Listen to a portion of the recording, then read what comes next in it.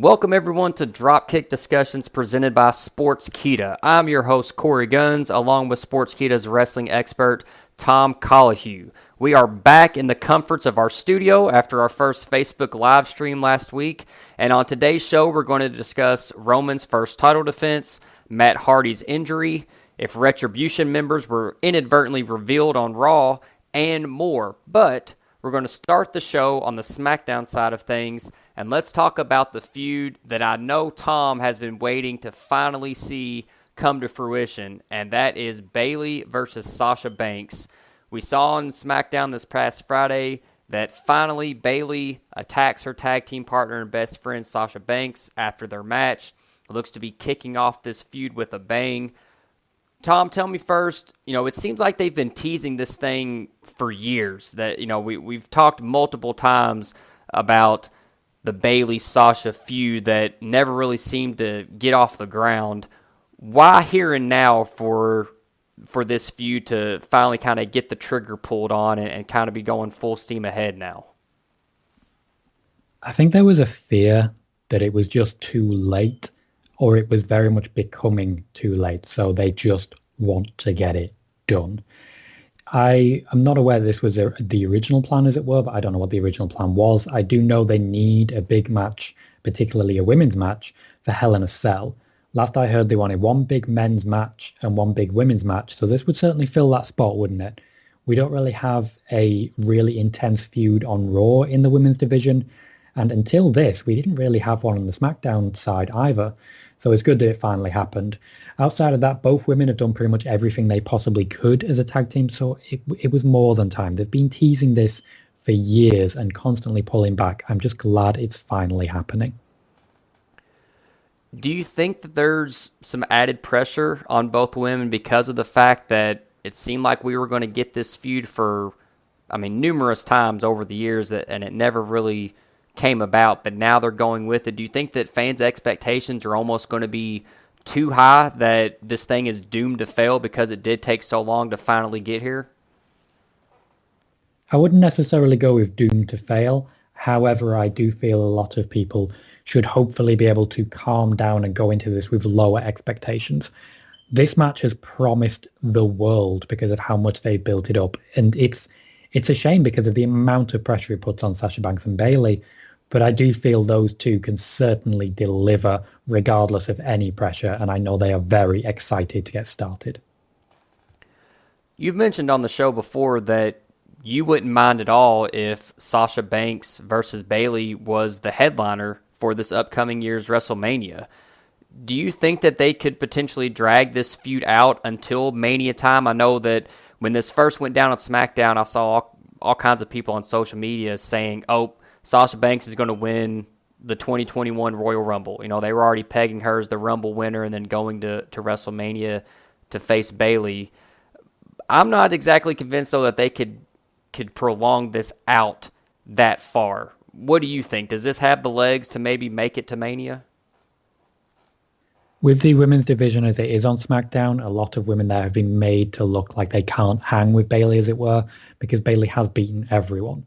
So I don't know if it could last the whole time, depending on what they do next. Mandy Rose obviously could still step into the void. It could last until WrestleMania. We've got the Royal Rumble, we've got Survivor Series coming up when they don't need to defend the championship. And I don't think anyone would complain about Banks versus Bayley main event in WrestleMania, but it won't last that long. Banks has already been released from hospital, so chances are we'll see her out for revenge soon. Personally, I'd give Naomi the title shot coming up for Clash of Champions, and then after that, I would immediately have Banks involved at Hell in a Cell. But personally, I'd probably have her lose it.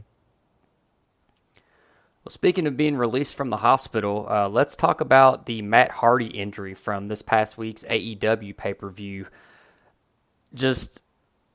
I'm not even sure what word you would use to describe the scene, but, during Matt Hardy's match, he takes the big bump, and for a minute there, can't even get to his feet. He's trying to continue the match, but his legs are not under him. He's collapsing back to the floor. But the match continues. The referee, AEW stance is that the referee checked on Matt, whatever testing I guess you could do in the minute to 2 minutes there in the match. He checked out and wanted to continue, and so they did finish the match. Let me first ask you just your initial reaction seeing it on pay-per-view and seeing Matt Hardy take that bump and then kind of moving around on spaghetti legs for a little bit there. What was just your initial gut reaction to what you were seeing on pay-per-view on Saturday? I've been a big fan of Matt Hardy for a while. My first picture with a wrestler in any capacity was with Matt Hardy because I just loved his work ever since the initial tag team ladder match back at No Mercy 1999. And I felt a lot, I've got to say. I went through quite the ringer. I react in certain ways to certain wrestlers. Like with Minoru Suzuki over in New Japan, I hold my chest because, man, when that guy chops you, it hurts. With Randy Orton, I hide my ears. Of course. I've mentioned this enough on the podcast that I don't feel I need to explain why that is. And with Matt Hardy, from now on, I suspect I'll be holding my head because it was a nasty-looking bump. Do you have any up-to-date medical updates on Matt as of this point, kind of before we start talking a little bit more in depth about the topic, just his medical condition as it is today? Any information you can give us at this moment? The latest update that I'm aware of states that Matt Hardy is cleared to compete and we will see him on Dynamite. I don't necessarily know if he's going to be wrestling, but he will be there to deliver a promo and talk about the next steps. They do want to move on from the current feud, though. From what Tony Khan has said, there is no sign of concussion. Now, that's interesting because I was going to ask you about that. Tony Khan and Matt Hardy's wife, Reby, had very opposing reports on Twitter. Tony Khan went online and said that Matt Hardy did not have a concussion and that all of his scans came back normal. Reby Hardy tweeted the exact opposite, said that he 1,000% had a concussion and they were still waiting on further tests to be done. And then just today I saw that there was a video that Matt had done for Cameo. He was at his home and he didn't acknowledge anything one way or the other. He didn't mention if he had a concussion or not, just mentioned that he was happy to be home and recovering and that he would be on the next edition of Dynamite. What's your opinion of AEW's response to this situation, both during the show, allowing the match to continue, and then after the show, where it looks like we've got two pretty opposing stories about what might have gone down in the hospital after the show? When it comes to the conflicting reports, Matt Hardy's wife would have access to his medical records, so that certainly throws a little bit of extra confusion between the two tweets here because Reby Hardy would absolutely 100% have access to his records and would be in the know in that situation. I think regardless of the result of a check, the match probably should have been stopped. For me, personally, I think this was a good chance for AEW to really show their priorities and say safety is more important than the story being told. But at the same time, Matt Hardy seemed insistent on continuing. Now, if he's being cleared, that's good news. But for me personally, I would have ended the match there and written themselves out of it. I think the fans would have forgiven them a bit of a dodgy story in exchange for knowing that Matt Hardy is going to be absolutely fine. Could this, if it does come out that Matt Hardy did have a concussion or that he's got some type of medical issues from this, how bad could this potentially make Tony Khan look in all of this after he was the one that came out and said, no, he doesn't have a concussion, all his scans are normal, Matt Hardy's good to go?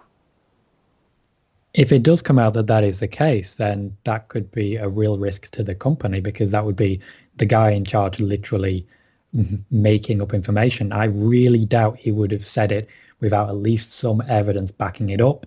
I haven't seen any evidence personally, but I wouldn't have access to that information anyway. So while it would be a very bad look if that was the case, I don't believe that it would be. I would like to see information from both people as to why they believed what they believed. I'm sure there was reasons for it at the time, but certainly it doesn't make sense and they can't both be true.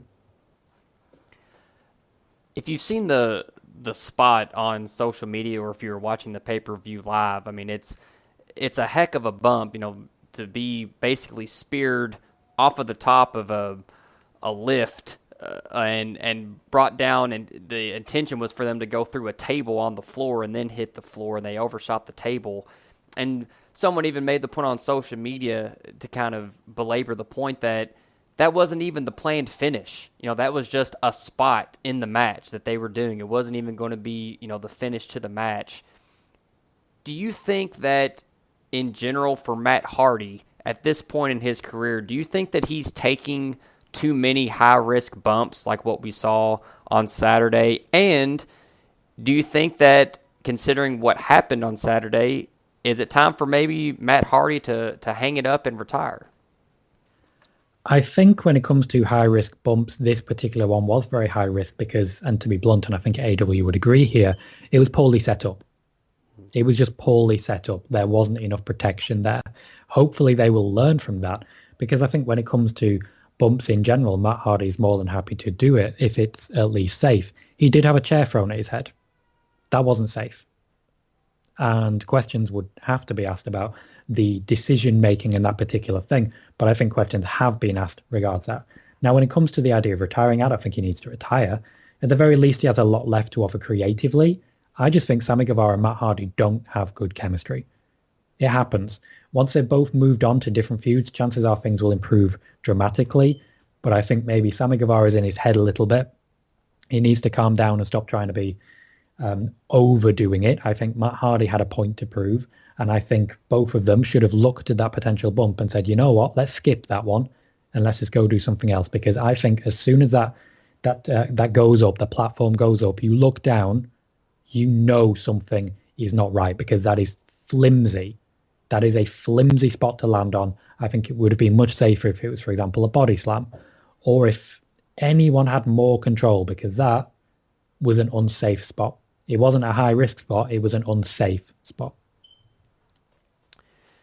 Last thing before we move on, and since we're talking about injuries over the weekend, just last night on Monday Night Raw, we saw Ivar from the Viking Raiders sustain an injury, took a dive out of the ring.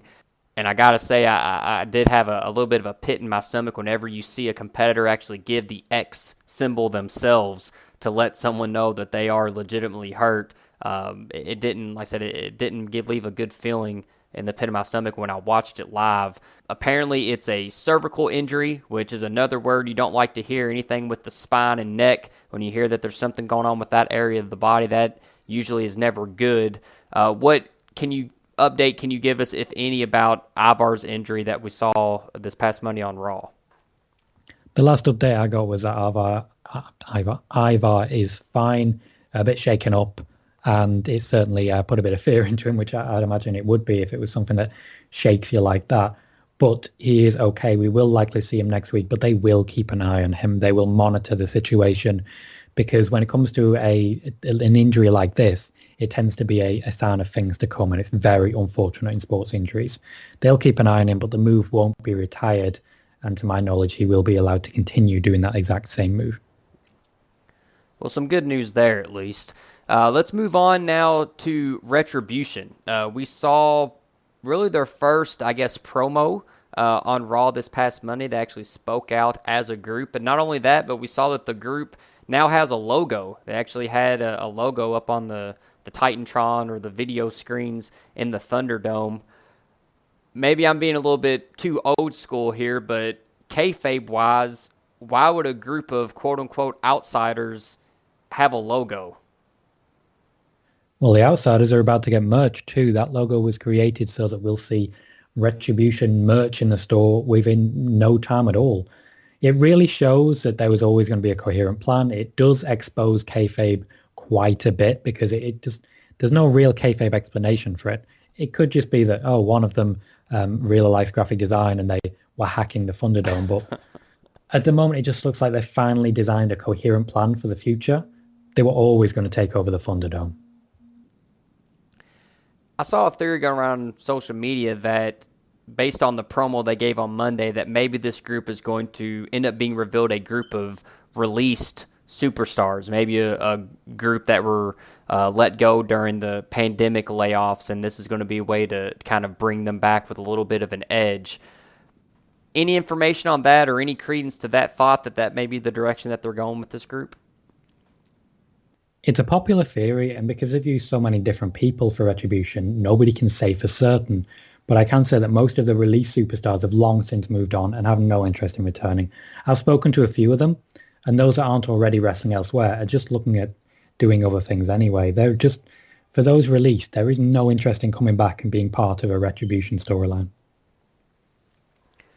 Now, I mentioned that we saw the first promo from Retribution on Monday. The voices were distorted to conceal their identities, but if you've been online today, you've seen that there have been some fans that have reportedly redubbed the voices, and they've been able to identify at least two of the members out of that group. Any truth to those guesses that maybe they've inadvertently, maybe to the tech-savvy crowd, that they've inadvertently revealed the identities of some of the members of Retribution already? The identities are 100% true that have been assumed. I believe I know exactly who you're talking about. And when it comes to the distortion being changed, yes, I did actually say during Raw, I tweeted exactly who those people were because they have been under the masks for a while now. What I will say when it comes to the voice change, Xavier Woods has also been used in this capacity. He has also been redubbed, as it were. So they are trying to throw a wrench in the plan that way, and it looks like Xavier Woods is not part of it, even though he has been under the mask. But when it comes to the two individuals in question, it is 100% true, the rumors of who that is. Now, if that's true, we've talked about on the show before that a lot of times the Retribution members have been extras or people just kind of hanging around backstage and then put under a hood. So even if the identity of those voices is true, are we 100% sure that those individuals will actually be members of Retribution, or could they have just been put in that spot for that particular promo on that night? They could have been put in that particular spot. We can't say 100% certain otherwise. However, they have been put in that spot repeatedly for a number of weeks, at least a month now, and it looks very much like they are going to be unmasked eventually in that role. Well, let's move back over to the SmackDown side of things for a bit, and let's talk about Roman Reigns' first title defense. It was made official that he is going to defend at Clash of Champions, the Universal Championship, against Jey Uso, which was probably a big surprise to many. They had a fatal four-way announced for the number one contendership that originally Jey wasn't even a part of, and then gets into the match and actually wins it. So it's going to be an Uso brother against Roman Reigns at Clash of Champions. Was this a Roman call to give his cousin this big opportunity for a main event match on a pay-per-view? Not solely, but heavily influenced by. Like many champions who aren't in the midst of a major feud, Roman was encouraged to pick an opponent. You look at reporting in this podcast earlier in the year that Drew McIntyre wanted to work with Jinder Mahal. It's the same thing. I'm sure the discussion did take place, though, during the period in which WWE were convincing him to return. So it may be an extra selling point, for example, that, oh, Roman, if you return, we'll have you work with this person or this person. We talked on last week's episode, I think it was last week, maybe the week before, but we've discussed before that of who that next big babyface on SmackDown would be, that since they turned Roman heel, that there's a little bit of a void there, that we weren't exactly sure who would be that next big challenger for Roman Reigns. The fact that Jey Uso kind of comes out of nowhere and takes this spot for Clash of Champions, is that just further evidence that that next main event face on the SmackDown side isn't quite ready?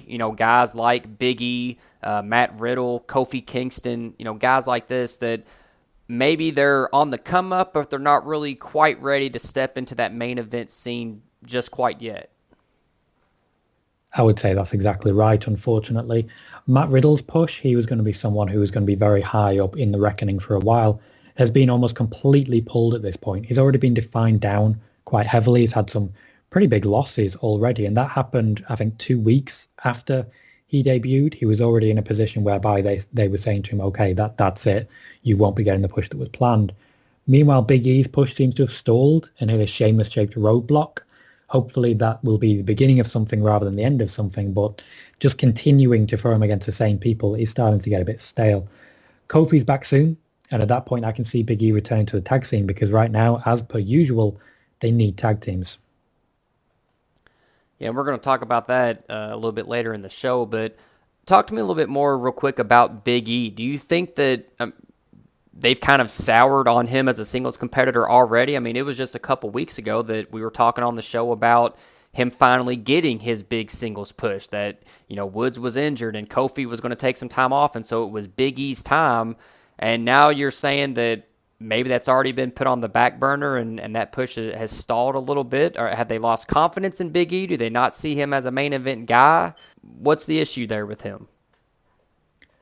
I don't believe anyone has lost confidence with Big E. A lot of people continue to tell me that he is one of the most popular guys backstage and one of the most popular guys with the idea of getting a solid push out of it. That's one thing that a lot of people really want to make happen. When it comes to his individual push, I'm not sure whether this was initially the plan. He has said in interviews that there was a plan and it was explained to him what that plan would be. But going forward, it's hard to see that what is happening now is really long-term planning. Now, it could be that Roman's return threw a wrench into things as it has done for a few people. But when it comes to that Big E push, I think we've all been waiting for it for a long time. And for me, this isn't good enough. Yeah, I hope they don't give up on him too soon. I thought his match with Sheamus at Payback was a step in the right direction.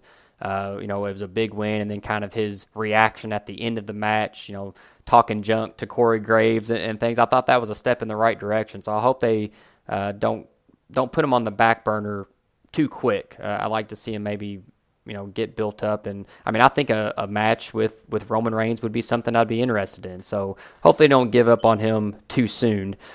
Now, those names notwithstanding, the Big E's, the Matt Riddles, really the main adversary for Roman Reigns looks to be eventually the Fiend. What role might the Fiend play moving forward? Maybe not necessarily in this match with Jey Uso, but just moving forward in the next coming months. And when do you think it is that we might first see Roman versus the Fiend? Well, it's been made clear to me that the Fiend is endgame material, so this is the real big feud they want to put together between these two. That said, we could see the match at any point. Such is the way of long-term planning in the WWE right now. If they need to pull a trigger ahead of time, if someone's injured or someone's unavailable and they just need a big feud to fill the spot, it could be that we see this match very soon, even as soon as Hell in a Cell. I would be surprised, though, to see it happen before the Royal Rumble. I think they want to keep the Fiend out of Hell in a Cell after what happened last year. And I think when it comes to the Royal Rumble, the Fiend is not really made to step into that particular match. Do you think we'll immediately jump to the Fiend and Roman, or do you think it'll be a situation where we'll get Roman versus Funhouse Bray, and then maybe even we'll see Wyatt family Bray make an appearance, and then eventually get to the Fiend? Or do you think that they'll immediately just jump to the money match of, the big dog versus, the monster, the Fiend? I think long-term, it's definitely going to be the one big match between the Fiend and Roman Reigns. But then again, the WWE don't really do one match. They always manage to get a few rematches in there. The idea between WrestleMania and SummerSlam of having Funhouse Bray and having Swamp Bray and now having the Fiend Bray was essentially to kill a bit of time because they ran out of people. They didn't have the depth that they wanted, so they needed to make the feud last. And that was a way to make the feud last for quite a long time. I don't believe they will do that again with Roman. Well, speaking of rematches, let's talk a little bit about the progress or maybe the lack thereof that we're seeing lately over on the Raw brand. We saw reports this past Monday again that there were a lot of last-minute rewrites going on. There wasn't even a whole lot of advertising going on before the show. Usually on Twitter and social media, we'll see announcements of matches leading into Raw. We really didn't get much of that heading into Monday. We're seeing a lot of rematches, a lot of the same combinations. We're even seeing superstars in multiple segments. And Raw's a 3-hour show, and they still can't seem to find enough people to fill the segments. We still got guys that are making appearances 2, 3, 4 times during the show. Can you just kind of take us through what the usual process is for getting Raw on the air and kind of why it seems that more so than SmackDown, at least is what's reported and leaked out, that Raw seems to be a much more chaotic show than SmackDown when it comes to the creative and the writing and getting the show to air. What can you tell us about that? Well, there are rumors that since Paul Heyman has left his position as executive director, the show has sort of fallen into disrepair. But to my knowledge, that's not the case. Paul Heyman may have been the executive director, but he wasn't the sole person writing. And to my knowledge, the actual writing team put together the script way ahead of time, so not on the day, as it were.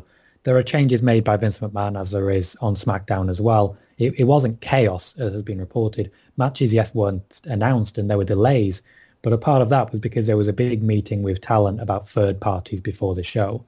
Last I've heard, it's not the doom and gloom it's been made out to be. There are a lot of changes happening, but a lot of that comes down to some last-minute changes by Vince. And if Vince was looking at the SmackDown card, he would be making last-minute changes as well. One of the big last-minute changes there was Roman Reigns.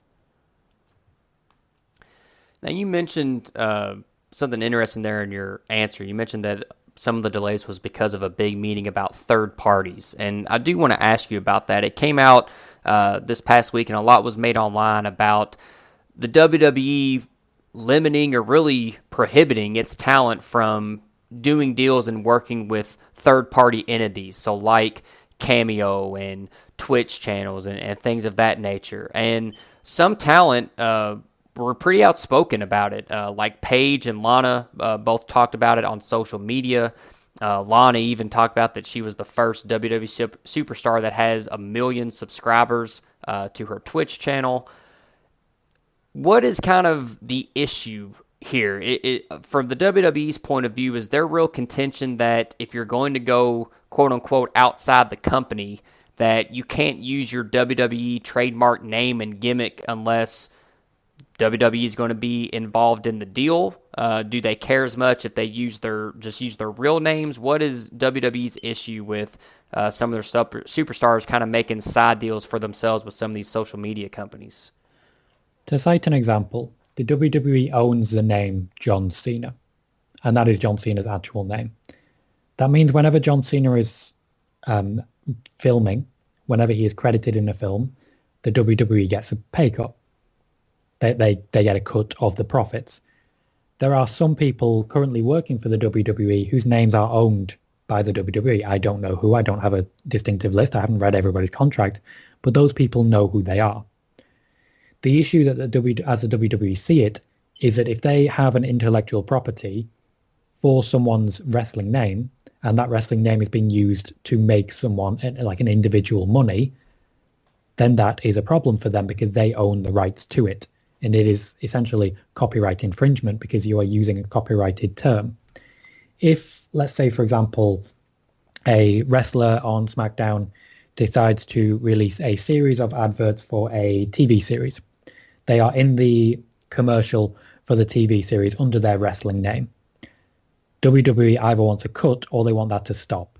And that is legal because they own the copyrighted material, and that copyrighted material is the name of the performer when the performer wrestles.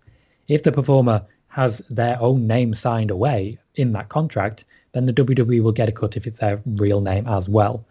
That is the issue, and they want to see that stop. Now, if wrestlers are using names that the WWE does not own a copyright over, then the WWE has no leverage with which to say that they want a cut, or no leverage to say that they want that to cease, which is why when it comes to this cease and when it comes to this meeting, that is what was explained. There is also an issue as regards Cameo. WWE Superstars are making quite a bit of money off of Cameo, and the WWE are concerned that there will be an appreciation of value in meet and greets, particularly video meet and greets that they are planning to do if people can get meet and greets via Cameo. We will see what they are planning to do about that, but Cameo has not been permitted, as it were. However, the WWE legally cannot stop that if none of their own individual copyrights are infringed. So yeah, a lot of people are genuinely unhappy with the situation. It's a bit of a mess, but apparently during this meeting, people were told, come and talk to this person if you have any issues. They are going to that person, and people are starting to feel a bit better, even though Xavier Woods has been quoted as saying he has no idea what's going to happen next. He's just going to keep making what he makes. Yeah, imagine. I mean, there's a lot of side projects that a lot of people have that I think maybe are going to fall into a gray area. And I think as well, I mean, we hear all the time as fans that wrestlers are supposed to be independent contractors. So if that's the case, it would seem like, WWE wouldn't necessarily be able to prevent them from generating revenue on their own. I definitely see the issue of the trademark names and gimmicks, but if The Rock went out and made cameos as Dwayne Johnson, I don't see where the WWE would necessarily be able to prohibit him from doing that. It's kind of the same issue when The Rock went to Hollywood. That's why he wanted to be Dwayne Johnson in his movies and not credited as The Rock. That is literally exactly the situation. And that is the leg that the WWE has to stand on. They had a purposely vague statement. That initial vague statement has been challenged. And as such, they have now clarified it. And a lot of people are feeling a lot happier. Well, let's move on and wrap up the show with just a couple of quick hitters. I want to get your opinions and thoughts on. First thing I want to talk about, on Raw, we saw that Cedric Alexander officially joined the Hurt Business. And this is something we talked about on the show, that we thought it looked like they were eventually either Cedric or Ricochet was probably going to turn heel on the other and join the Hurt Business. It ends up being Cedric Alexander as the pick. Do you think that he's a better choice over Ricochet to be in this role and to turn heel and join MVP's stable? Personally, I don't, because I feel they telegraphed it so much. One of the wonders of Twitter is that any time I share my opinion and the WWE goes a different way, I get about 1 million tweets saying, oh, this tweet didn't age well. Oh, you were wrong. You were wrong. Yeah, I'm wrong in an opinion. Get over it. At the same time, I think both men have a really big upside. And hopefully the character development we saw on Raw will continue. It was a big moment for Cedric. He had about a month's worth of character development in one night.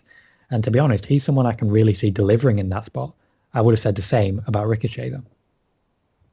Yeah, I was actually kind of pleasantly surprised with his promo later on in the MVP lounge. I thought he held his own pretty well, and hopefully this will be a chance for him to kind of do some bigger things after the cruiserweight championship run and all that. He's kind of been lost in the shuffle. So I'm looking forward to seeing what he does with this opportunity.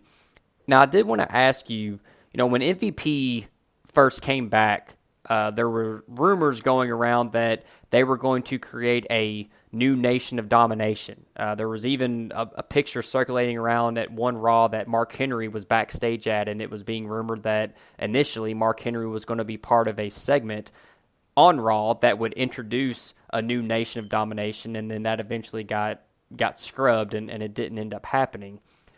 But MVP has his stable. It's a very successful stable, and it's comprised of all African Americans. And I'm asking this question with all sincerity, and I know that this stable is not a new Nation of Domination, and I think that's a positive thing. Has MVP been a voice or been an advocate for trying to get an all African American stable on television that isn't the Nation of Domination, or isn't in that vein, that is just a credible stable that happens to feature African Americans? To my knowledge, he has gone in and he has been a voice for a lot of people who haven't really got a push, but it isn't necessarily all African Americans. Now, Bobby Lashley was recently interviewed by Daily DDT, part of the Fansided Network, about this. And he made it quite clear, yes, they're all black men, but that doesn't make them a new nation. If you make them a new nation, you are essentially defining them by the fact that they are black, and that is not at all necessary. What they are is a group of talented athletes led by a very strong talker who are all close friends. Everybody who has worked with them has gotten over. Once WWE clears out some of the current mini divisions, which admittedly has put them in a very small mini division featuring primarily black men, I can see people like Keith Lee, Dominic Mysterio, or Kevin Owens working really well in opposition to the group. Plus, Samoa Joe versus Bobby Lashley. Am I right? Oh, I'm here for it. Yeah. Yeah, there's a lot of possibilities there. Like I said, I really enjoy the Hurt Business. I think they've done some really good things with all the members. And, I mean, did anybody, when MVP showed up at the Royal Rumble this past year, I don't think anybody would have thought that this would be the position that he would find himself in, now here in September. I mean, he's talk about making the most of an opportunity. I mean, a one-off became an extended contract, and he's arguably part of one of the top factions on the Raw brand. I would say so. His arrival coincided with a real increase in quality around the people that he's working with, not necessarily just in ring, but the storyline by and large has been much improved from what he's been doing. I'm very glad they brought him in, and I'm very glad they kept him. last thing, and then we'll wrap it up. We saw Shinsuke Nakamura and Cesaro make an appearance on Raw and challenge the Street Profits to a champion versus champion match. I really wish they would have let Nakamura finish that "We Want the Smoke" line, but they cut him off. I really hope at some point we get him to finish that line. But we've heard rumors now that this may be leading to a tag title unification, that we may see the Raw and SmackDown titles merged into just one WWE Tag Team Championship, and it would become kind of a traveling championship like the women's tag titles. If that's the case, do you think that would be a good move or a bad move for the WWE to make, to unify the tag titles? For me, it's a bad move long term, but they don't have any tag teams right now, so it might be an absolute necessity. I'd like it personally with the current situation as it is now, but I think once we have the New Day, once we have the Usos back, plus Undisputed Era if they're called up, I think then there are more than enough teams for both shows. I was disappointed to hear that the AOP had been released, and NXT is really struggling for tag teams right now, but I think it may be a necessity to unify the brands and the tag titles for the moment. Once we have people back, there are more than enough tag teams. They just need to be used better. Yeah, whatever the decision they make, I just hope it's something that they stick with for the long term. I'd hate to see them unify the titles for 3 or 4 months just because the roster depth is lacking, and then once some of those guys come back, like you mentioned, if they bring up the Undisputed Era and maybe the Usos come back and they decide to reform Big E and Kofi as New Day, or maybe when Xavier Woods come back, they put Woods and Kofi together and then decide to split the titles back up again because now they've got more tag teams. And whatever they do, I hope they stick with it and make an extended run no matter how many tag teams they've got available. I agree. I think that is something we will see going forwards. Well, that will wrap us up for this week, and we want to again tell you that we appreciate you checking us out on Dropkick DiSKussions. Make sure that you like and comment on this week's video on YouTube and subscribe to the Sportskeeda YouTube channel. While you're there, you can also subscribe to Tom's personal YouTube channel as well. He covers a lot more wrestling news and notes over the week, even more so than what we get to talk about here on the podcast. So follow him at his personal YouTube channel. You can also follow him on Twitter at Colohue. You can follow me at Korey Gunz if you would like, and make sure that you're checking out Sportskeeda.com for the latest wrestling news and articles. We thank you again for listening this week, and we'll see you next time on the next episode of Dropkick DiSKussions.